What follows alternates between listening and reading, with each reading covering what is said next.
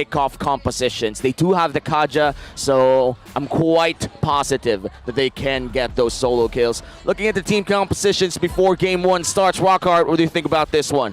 Yeah, we're gonna have there's basically an answer all around here that Echo drafted, but at the same time, RSG, I feel like they got more, just a little bit, a tad more from that draft. Yeah. Now we're going to start game number 1. This is going to be an elimination match, but this is still just the first game of this possible best-of-5 series. Looks like Carl TZ will have a slight lead against his counterpart here, but overall, shouldn't be a big thing unless we do see some big invades early on. I absolutely agree with this first blood percentage. Again, this is taken as an average over the season, but RSG with their lineup can definitely draw first blood just a wee bit easier as compared to Echo. Looking at their current layout on emblems, you're seeing a lot of emphasis on movement speed. 2 Wilderness Blessings, 3 Agilities, and of course Quantum Charge on 3 heroes from RSG. We didn't see that 5-man Quantum Charge yet, but tonight is early. So probably see more here, as we do see a lot of flickers being expended by Echo just to get that first blood, just equal out that first blood percentage that you were just talking about. Yeah, I gotta say that is quite worth it, considering that this is a gold laner that they killed and denied him of a cart as well. Benecutie having a great laning phase might just be the key here for Echo. Leo, do you agree that just going back to back in this gold lane should be the answer?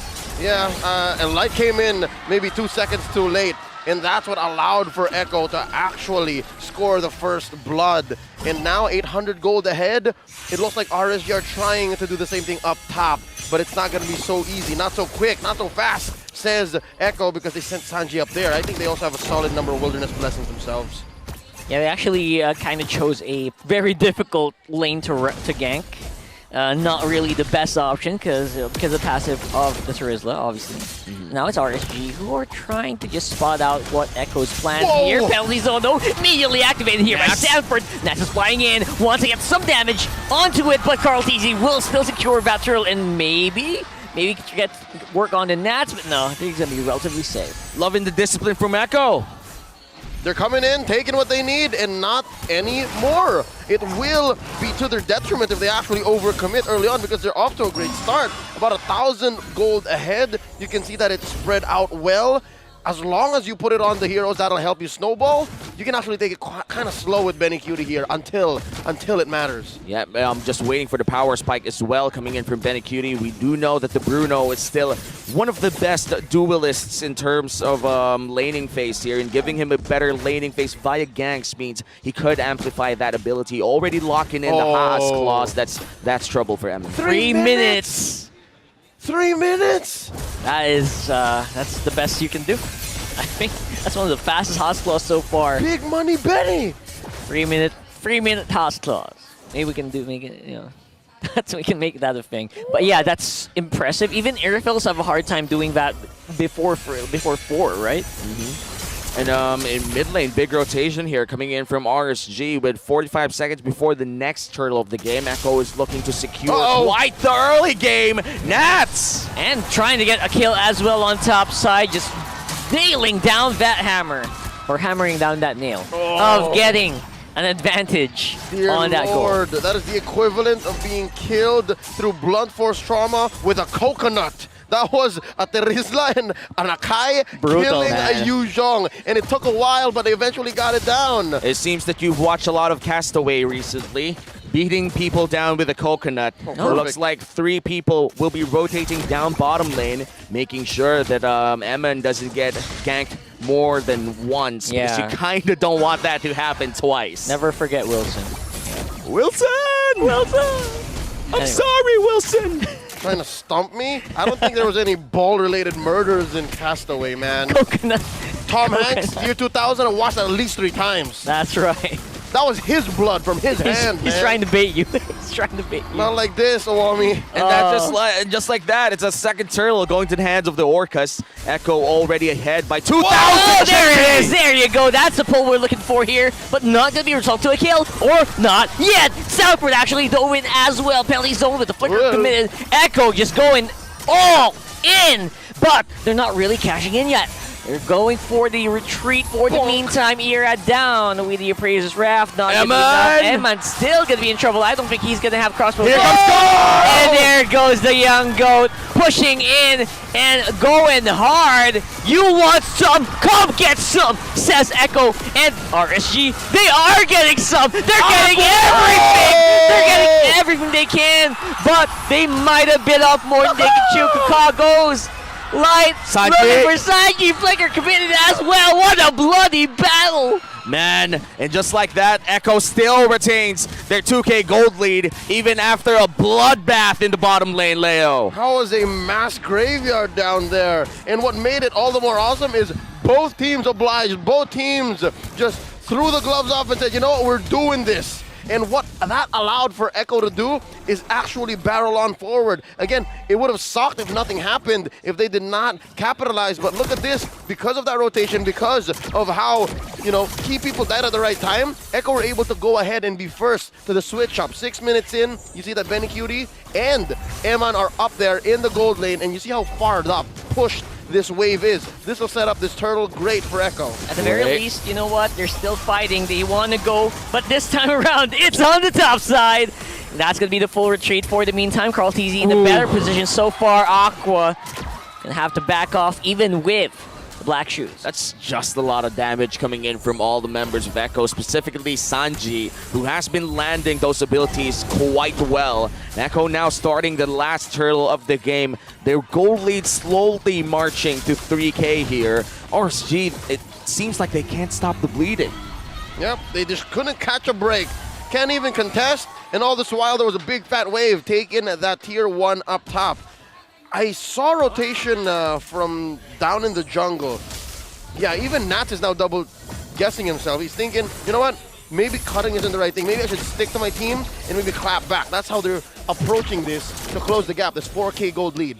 And now with this 4K gold lead, Echo is slowly marching to this big power spike on Benny Cutie. I feel like he's just waiting for that last crit item. He already holds at least 2, the Berserker's Fury and the Haas Claws. Maybe looking for the Great Dragon Spear or something more, but any crit item would do, because Echo right now, they are in good control of the early to the mid game. Now the mid lane turret is the next objective to take. Yeah, and Echo roaring right now, getting ready to go for a fight, waiting for JP to pull the trigger, but it's a no for now. They're revving up the engines like on Benedetta and Irithel. And just like that, the fact that Echo are taking it slow and RSG are following in their pace, they're able to play the map. You saw that. Even Nats could not defend down bottom against Sanford. So yeah, it's a clear sign that Echo are a step ahead. Maybe a step and a half here, 8 minutes in. Hey, I gotta say as well, JP on this Kaja is a comfort pick for him in the regular season. Just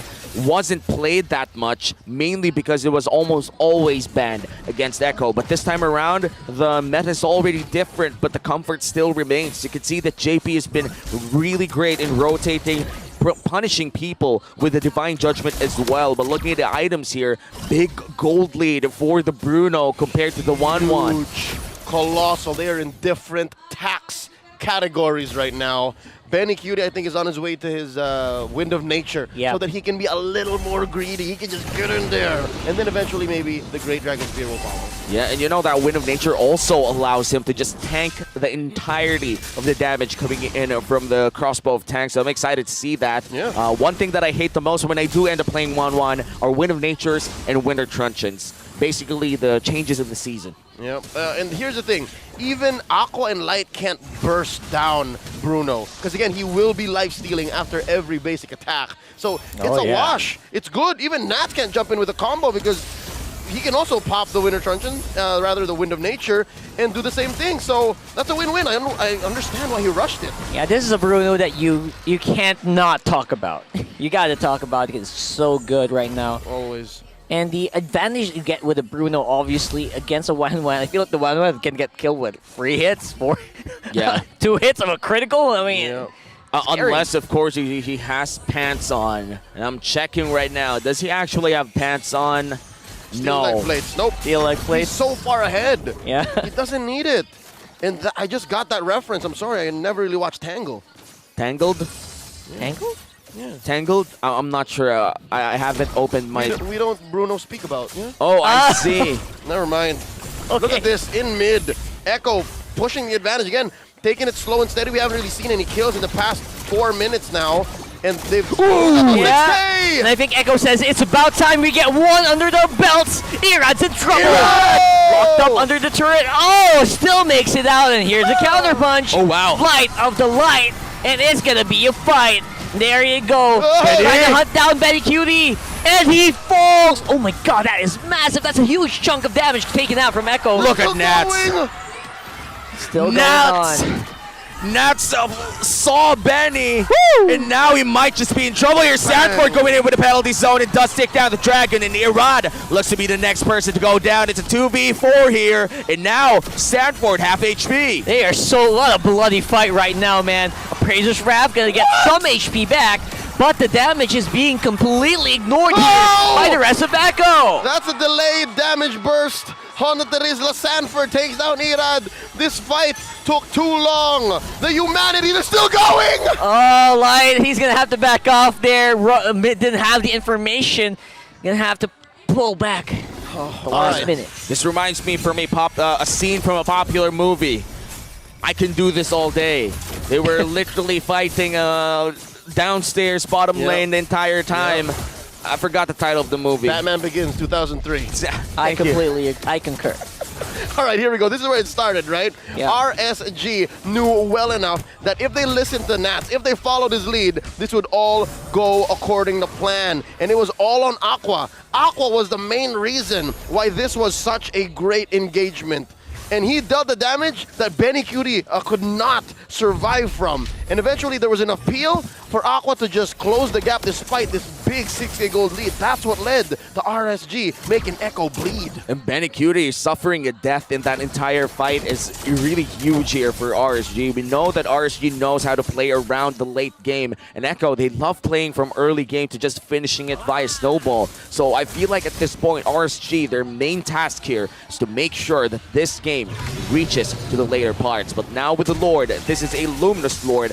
Echo might just find the perfect power spike to just end this all. It's a very far away zone here by Echo, not even letting RSG come close to get any info on the Lord.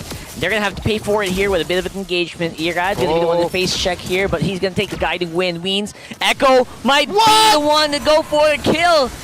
Concealed play activated already, and the fight's going to happen once more in a very narrow corridor here. Betty Cutie flickering out. Trying to survive right now, but not going anywhere. He gets taken out by Light. Where's Eman? He's also going to fall, though. That's both goal laners of both teams out of commission. Oh, they're still going! Yeah, they're still going. Sanford might just fall down here. Irad does knock him up. Sanford with a flicker, and he might just survive with the movement speed. Retribution used here. Now Irad finishes him off. No, not yet! Irad wants to go! They're going ham here! RSG! They find an opening! JP's in trouble! No, Divine Judgment! That's a double for Aqua! And the Lord could be theirs! I think it's safe to say these team fights have been the greatest in all of the playoffs. The greatest in all of maybe Season 12. And RSG won. Despite being down 5K, RSG won and they're still going. They're still going hard here. Light with a flight. And as you can see, Echo trying to oblige. But they're not going to be able to push in forward. Carl TZ have the heavy spin. He does, but he's not going to risk it. Will he? He's going! He's going! He's gone. There were just way too many bodies, way too much damage that RSG PH were presenting. And with that, Echo were the ones right now in that very moment, in that pocket dimension where the fight was happening, they were behind and now the gold lead's gone. Man. Gold lead is gone. The entirety of that 8K down to dust. RSG with this Lord push at the bottom lane. Let's watch what happened then fight. Carl TZ did try to steal away that Lord via the heavy spin. The damage from Eman was just too real. Yep, not just Eman. I mean, literally everybody was in there. Would not be surprised if the Lord took a swing at Carl TZ too. So it was bound to happen. Now, you wonder, where did Echo go wrong? Where does Echo find themselves this time around? I'd say they take fights in the open. Every time RSG is able to bring them into a corner, into a small corridor, it turns into the 300. It turns into a bottleneck wherein the Persians lose despite being up above by thousands. Yeah. Hey man, I love That's endgame going too! Oh, what a play here. That's just the way that you dominate and make a zone here for that Lord. Inhibitor turret on the bottom goes down. And mid lane looks to be the next here for RSG, now holding the gold lead. Top lane will be easily cleared out here for Echo, and I do call that a successful defense. Only one inhibitor turret down, but the gold lead already in the hands of RSG. Yeah, it's a successful defense, but this time around, coming in, Divine Judgment! Loves to go for the fight here once more, but even under the turret, RSG is looking really good. Although Irad might not be able to make it out here, Appraiser's Wrath. He'll get some HP back, but not much. I was trying to say, it's a successful defense, but this time around from the right movie, what did it cost you? Everything. They lost bodies, lost the inhibitor. Yeah, they're still in the game, but RSG now, they got their mojo. They're so confident. They know that every time they want to fight, they can get what they want. Echo, they're on the back foot. They have to pull something out from under. The map has equalized, man. Finally. Mid lane inhibitor down. Yes. Bottom lane inhibitor down. Yes. This Lord, closer to 50-50 than he can get. Man, I'm just... if I'm Echo right now, I'd feel really pressured. I had the best regular season run of my entire organization history. And now we might even get eliminated by RSG if ever this goes to that path. And I just gotta say, this reminds me of Golden State, you know, that 72 and what run, and then not winning the championship. Echo needs to reset. I feel like this is more of I really feel something off here. Like there's something in their communication that they have to fix, especially early on in this best of 5. That, or this could also be RSG from Game 4 last night. They could have literally just pressed load game and then played the way they did against AP Bren last night. They dominated the first grand finalists of Season 12, and now they're doing the same to Echo. After losing a majority of the mid game to the early, now RSG's in the driver's seat and they're first to the dance. What I'm liking about RSG so far is the fact that when there's damage to be dealt, or CC, a window for that, they just lean hard into it. I think that's what Echo needs to work on. I think that's what Echo needs to fix, is the fact that they have to make the target harder for RSG to find. Yeah, Benecutie definitely suffering 3 deaths already, needs to find a safer space to just attack. And now Carl Teasy suffering a bit of poke. Lord on critical mass here, gets pulled to the face of Echo. Seem to be very happy to just dance it out here. Conceal activated by Echo already. Very happy to go forward. JP trying to pull off on the Irad just to secure that Lord. What a move there from Daddy JP, and the fight's still erupting here. Carl TZ with a heavy spin to go for the retreat. Nats is not going to let this happen. Aqua very upfront with these gloom bombs, and they're taking out a big chunk of HP from the Echo members, and they're just going on, going hard, going strong. Carl TZ on the back, and Irad on the front. That's going to be so many kills going down for Echo. This could be a problem. Yeah, Carl TC half HP already in a 3v1 scenario. Goes down, but the immortality will be there. Not enough to save him his life. A killing spree for the Hands of Light. Whoa, whoa, whoa, whoa, whoa. RSG pulled the attention of the Lord, but only for them to let go. This is endable. 1v5, folks. It's all up to Sanji. He's looking for the minion waves, even using a flicker just to keep the base alive, but it will be for nil. 3 seconds on the JP. Benecutie is back as well. Will this be defendable? Benny and JP, I think there's enough damage here. They have to reset. Both teams need to understand there's a bigger situation here at play, a bigger problem to solve. There's still a Lord inside RSG's base. What a hero play from Sanji. Wow, and look at that mentality coming in from Echo, literally making sure that their base survives, and now Lord will be crushed down in front of the base of RSG. No inhibitor turrets taken here by Echo, and it almost was the game for RSG. What a shot call coming in from Sanji. I think this whole situation came in from Carl Teasy sacrifice first. He's the one who said, you know what, I'm going to go into the back line here, take the Cyclone Eye, go as far away from all of y'all as possible and cut the wave. That's what he did. That's where that line of play started, That's and true. Echo understood. That is situational awareness. I know that I can't win the fight, so I'm just going to buy as much time as I can. And that was enough time for them to have another shot at winning this game. With the goal lead already being irrelevant at this point, both teams already have the key items that they need. It all boils down into one big team fight or one big objective take. The Evolved Lord up in a minute from now will be the biggest objective for both squads here. And once again, if you just tuned in into MPL, this is an elimination match and this is just game one. Bloody, battered, and bruised. Both teams are just they could show bruises here in the All Light right. of Dawn. I'd like to think that See this that. benefits Echo a little bit more. Because, yeah, say what you will about RSG's comeback here and their massive lead coming in at the 20-minute mark at 3K gold. And, again, winning back-to-back engagements. Echo just barely scraped by, stealing away the Lord, as Carl Teasy did. But now, I think Echo understands the situation. We can't fight in these small corridors anymore. They have to be able to lead RSG out.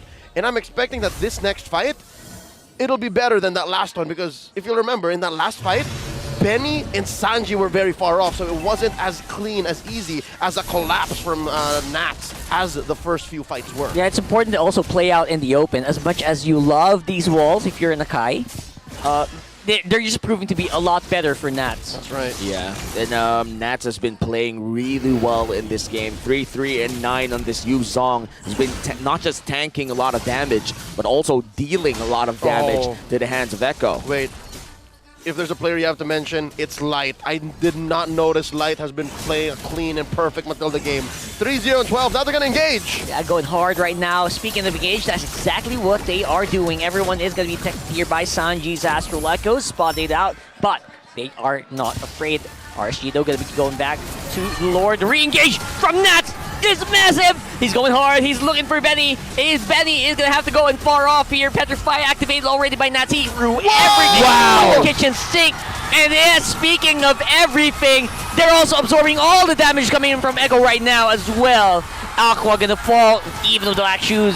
Not going to matter at all. Tears in my eyes. That is the perfect heavy into a penalty zone combo and from downtown. Let's talk about that team fight. Man, Sanford with that engage, plus Carl Teasy pinning down 3 for him. That's insane. Talk about insanity. Doing the same thing over and over again, expecting a different result. Echo attacked it from such a unique angle. Now they're looking to end. They could end. I think Whoa! Light's cutting the wrong wave. There was a wave up on top. He missed it, and Echo gets game one. And this winning moment is brought to you by your official sponsor, FWD Life Insurance. What a game.